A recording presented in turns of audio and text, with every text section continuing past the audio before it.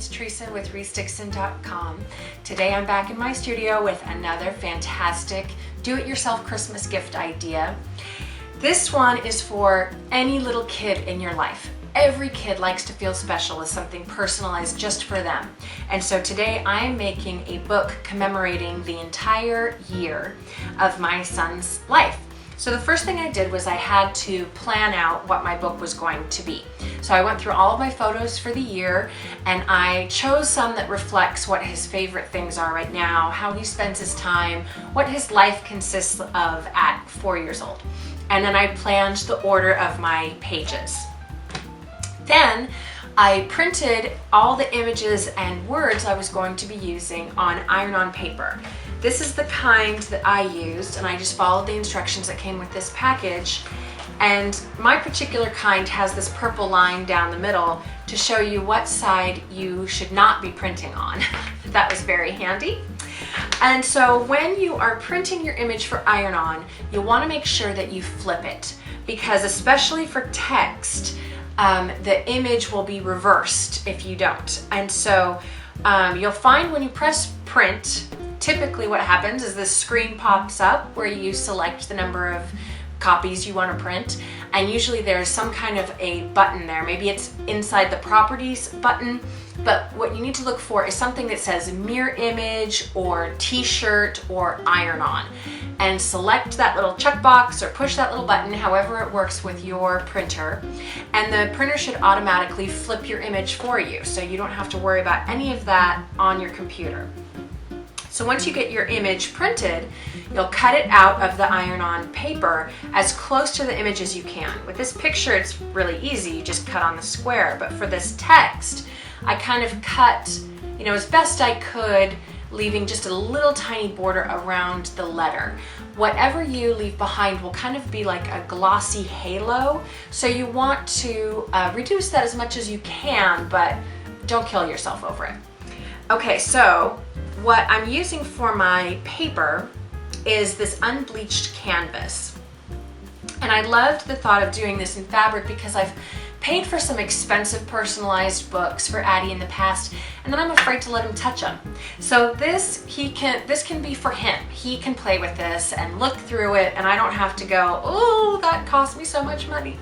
So with the fabric, you want to go back to planning how our book is laid out, because that will make a difference in how we lay out our images on the fabric. We want to make sure that we leave room for the spine of the book, and so that's going to be on a different side of the page depending on whether it opens to the left or to the right. So I've got mine positioned where I need it, and then with a dry iron. That's very important. If you have any water in your iron, you're going to want to drain it and then let it just heat up for a while to get it completely dry. I'm just going to run my iron over it for a while and pay special attention to those corners and edges, and keep it circling so that you don't burn anything. But each spot, and again, it'll depend on the instructions for your iron on paper, so that's what you should be following. But a good rule of thumb is about 20 seconds on each little spot. And then my iron on paper said that it could be removed right away, but I found that to not really work out great. I let it cool completely, and then the paper peeled right off. So if you're having any trouble, then just give that a try. Now I'm placing 2 pages back to back, and again, remember the order. You don't want to get your pages out of order on this step. And then I'm going to sew them together just around the very edges with a zigzag stitch. This will have the effect of not only keeping these pages together, but finishing the edges and offering just a cute little rustic look. With your pages sewn together, the next step is to punch holes to go in the spine. And sure enough, after all my talking about don't get it mixed up, you want to make sure you do this in the right order, what did I do? Put my hole punches on the wrong side. So I'm just gonna have to put a little decoration there, and nobody needs to know that it was because I screwed up. So with your holes on the correct side, I used a hole punch, and then I'm just going to put a little eyelet in place. use my little eyelet squisher here to finish that off, and I'll cover up my mistakes in a second. So let me show you how I did the cover. It's just the same way I just did the pages, 2 pieces of fabric sewed together with a zigzag. It's just twice as long.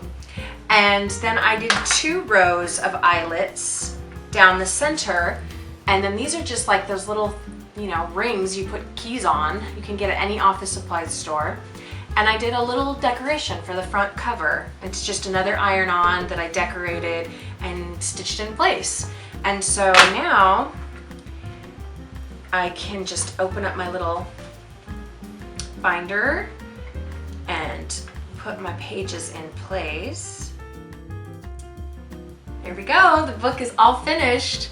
I think it turned out so great, and I think Addie is gonna just love getting to look at himself and look at all these pictures, and I don't have to worry about it being too fragile. He can read it at the breakfast table, he can drop it on the floor, and I'm not gonna cry about it. I'll just toss it in the washing machine. I hope that this was an inspiring project for you guys, that you will think about ways to bring some values into your life using your creativity, and we'll give it a try this holiday season. So I know you can do it.